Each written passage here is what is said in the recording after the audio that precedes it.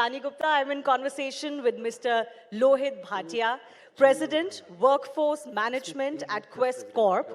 He comes with an experience of over 25 years across industries such as textiles, auto components, and services, with a focus on product and services, sales, and business development, along with proficiency in manpower outsourcing programs, with emphasis on managed services across industries. I do thank you, first of all, for partnering with us.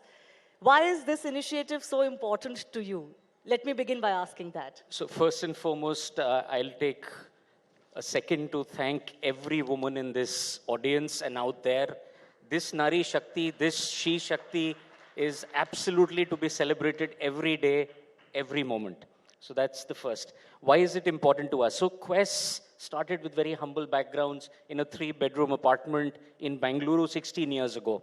In these 16 years, our journey has taken us to 6,400 towns and cities, where we deploy over 5,25,000 people today.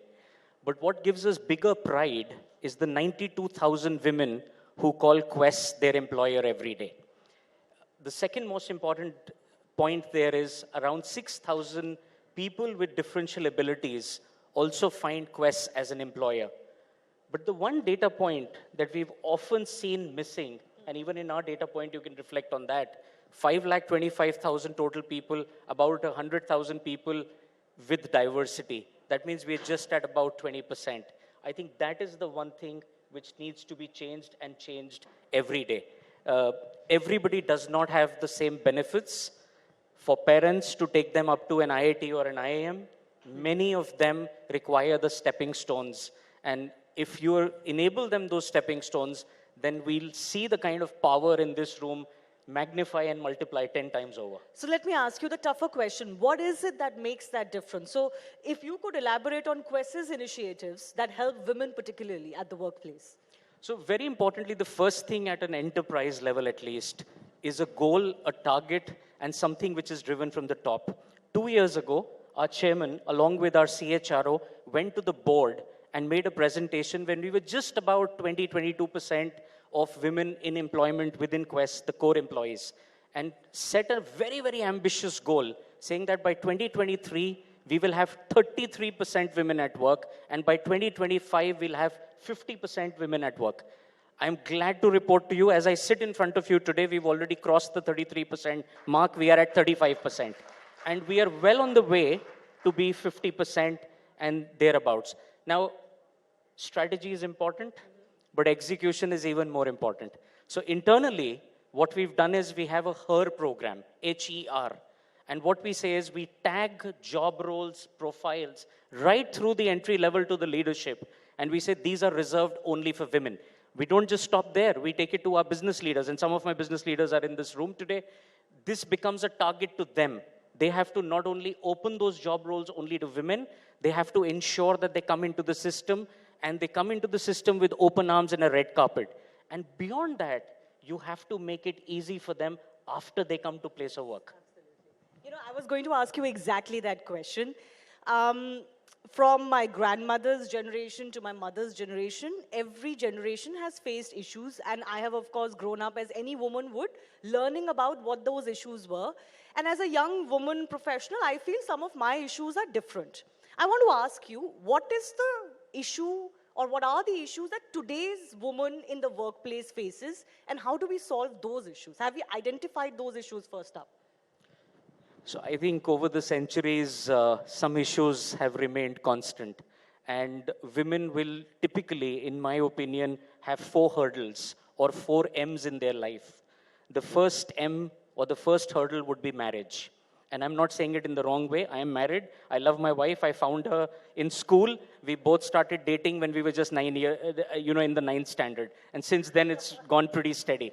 So marriage is important. Please let me put a caveat out there. But that becomes the first hurdle for a woman. The second hurdle for a woman is maternity. The third hurdle for the woman is medical care. And medical care both for your own aging parents and your parent-in-laws. And the fourth hurdle is motherhood and becoming a mother as your children start to grow up. They get to the middle school, they finally get to the 10th standard, the 12th standard, the burden eventually goes back onto the woman. So as Quess, very specifically, we've tried to address each of these. After the HER program brings a woman into the system, we also encourage them to stay for longer. So the first program that we run is called GROW. And once a woman is into the system, how can she go from the junior management to mid-management to senior management? The second one that we have, which the senior women leader anchor, is called Queen. But this Queen is with slightly different spellings. It's QWEEN, and that is Quess Women Employment and Engagement Network. So all senior leaders, all women senior leaders at Quess have to mentor and buddy all the junior women leaders and navigate them through these 4 M's or these 4 hurdles at the workplace, which, mind you, they are going to get. I'll add one more point and just one tactical thing. We added and we changed our leave policies. And one of the policy we added was that if you're a parent of a child going into the 10th or the 12th standard, both father and mother will get a leave during the board exam. So we are telling the men, please share the burden. Don't expect your wife to give up the job during that time. We also added just one last one, and this is important because I heard in the earlier panel as well. We started what is called a period leave. I know Government of India is talking about it. We said if you are in your menstruation cycle and you need to work from home and you feel comfortable working from home, no questions asked, just convert that day into work from home and you're comfortable. So these are small little things. A lot of enterprises can do it.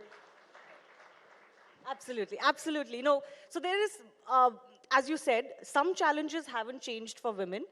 And those come from marriage, maternity, motherhood, as you said. And as you rightly said, those challenges will not go away till the burden of motherhood or parenthood is shared equally between men and women.